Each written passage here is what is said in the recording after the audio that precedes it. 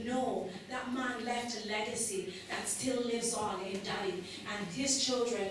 And the other day as we were celebrating Daddy, he said to me, this that we're doing and celebrating is my grandfather's legacy. He left a legacy, brethren, because he was willing to take risks for God. We will take risks for God. Mary, a friend of ours, she told me the story, an older lady, she's about 93 years old, and she told me the story that her mom had a stroke. And she said, at the time when her mother had the stroke, I think the whole family were Methodists. They were going to a nominal church. But she said that her mother had this stroke, and this particular day, this guy just turns up on their doorstep. And he said, God has sent me to pray for you. This man he didn't leave his house to go to their house. They don't know him. He's a complete random stranger.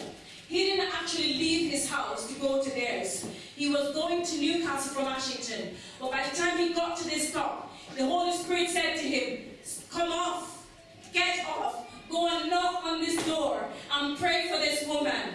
How many people would be willing to take risks like that?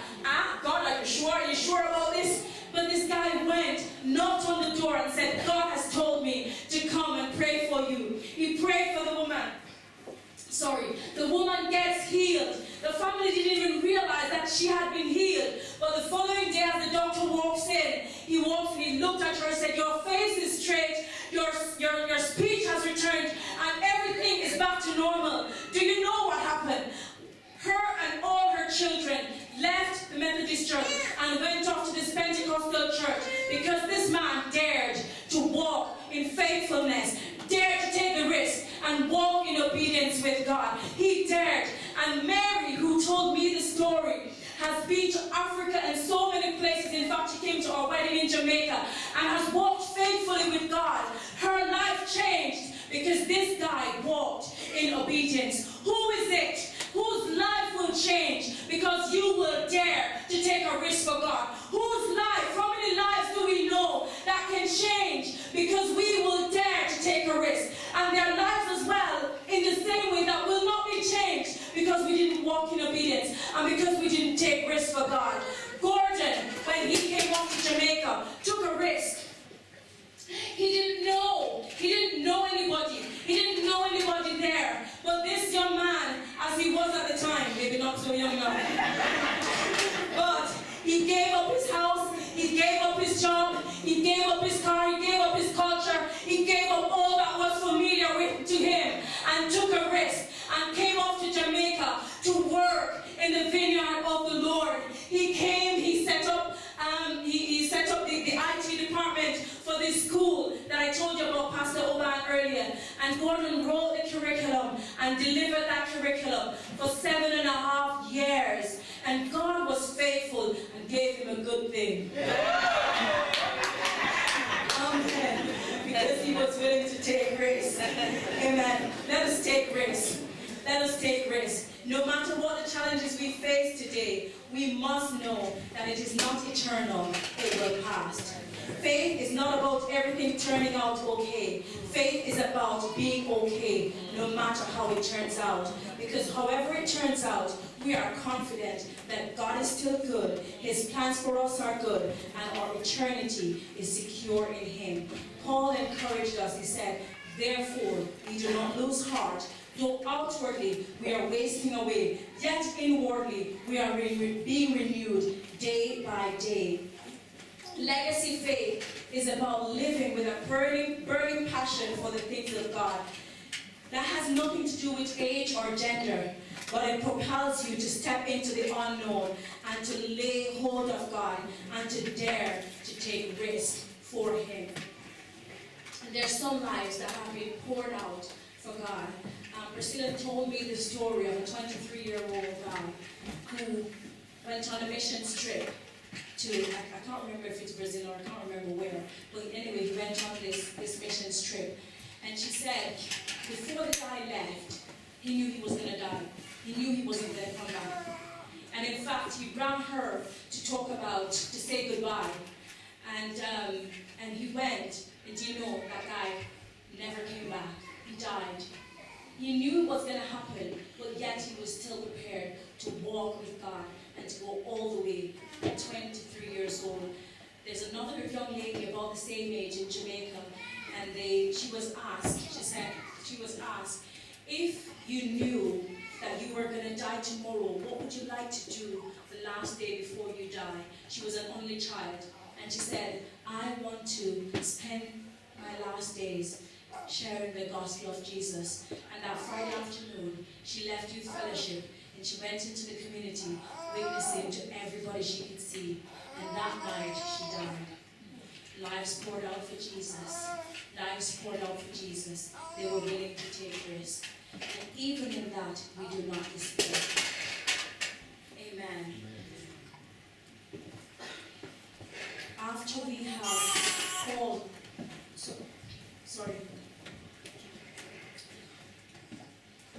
let's read Acts 7, 54 to 59. And it's the story of Stephen, that he was willing to pour out his life before God. So when they heard these things, they were cut to the heart, and they gnashed at him with their teeth.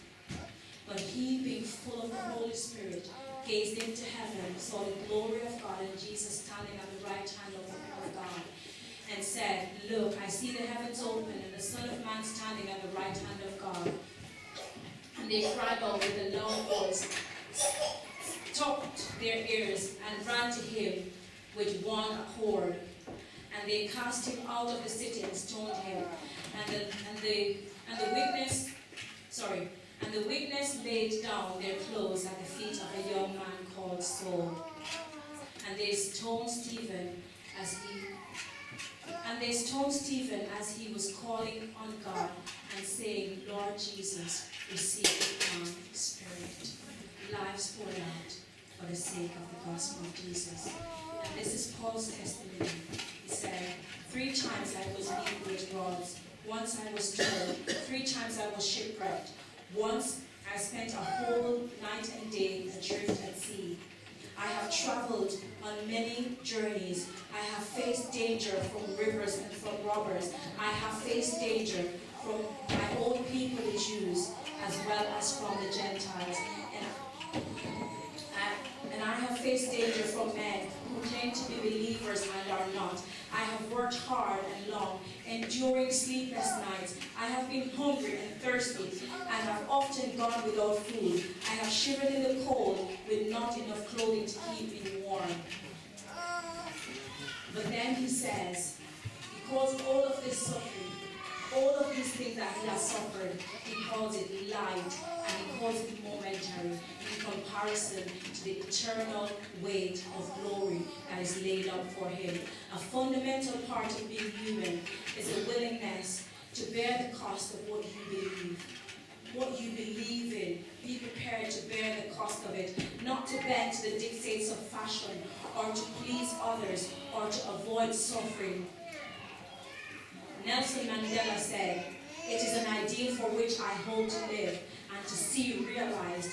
But my Lord, if it needs be, it is an ideal for which I am prepared to die." Let us be prepared to sacrifice everything for the sake of the gospel of Jesus. Nelson Mandela left a legacy, and we want to leave a legacy of faith. In this way, we can fulfill our destiny and make a lasting contribution to the world. And I want to say to us, take courage, because the people that know their God shall be strong and do exploits. My friend Julian is one of those people who was willing to take risks for God. God told her when she was about 17 and a half, 18 years old, she will correct me if I'm wrong. God told her that she was to go to America to study. And this young girl gave up her job, a very good job she had at the bank. And before, if you're going to America to study, regardless of the fact that you have a scholarship, you will need the visa to enter that country. You will need the visa. But this girl is so full of faith in God that she resigns the job before she gets the visa. Who does that? But she was willing to take a risk. She was willing to lay everything down. She was willing. And do you know what? Maybe if she hadn't given up her job, when she got there and the person attending to her said, "You are denied," maybe she wouldn't have the boldness to say, "No, you can't deny me because I've already given up the job." In the back of her mind, she said, "No, God has told me that I'm going and I need the visa to go." And do you know the woman stamped the visa? 10 years. So she could go off and study because she was willing to take the risk for Jesus. She was willing to take a risk. She was only 17 and a half, 18 years old, I think, actually. What age were you? 18 and a half, close to 19, she said.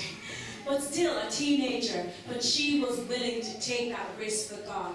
I don't know what risk God is asking us to take today, but I want to encourage us to say, you can leave a legacy. You can leave a legacy of faith when you stand in the face of difficulty, when you stand in the face of challenges, and you say, if God is for us, then who can be against us? And Paul, in his encouragement to Timothy, said, in the presence of God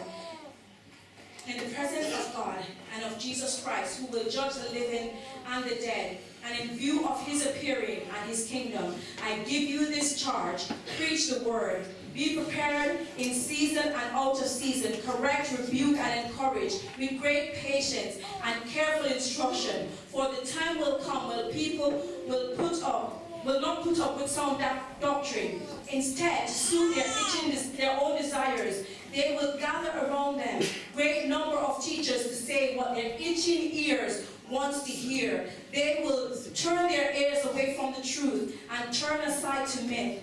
But you, keep your head in all situations, endure hardship, do the work of an evangelist, discharge all your duties of ministry, for I am already being poured out like a drink offering, and the time of my departure is near. I have fought a good fight, I have finished the race, I have kept the faith. Now there is in store for me a crown of righteousness, which the Lord, the righteous judge, will award to me on that day, and not to me only, but all those who long for his appearing.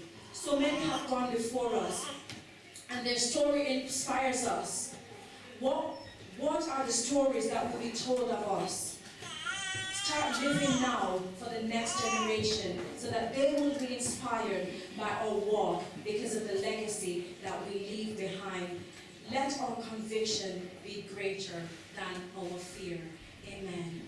Thank you, Jesus. Thank you, Lord. Oh, may all who come behind us find us faithful. May the fire of our devotion light their way, and may the footprints that we leave them to believe, and the life we live inspire them to obey. Oh, may all who come behind us find us faithful.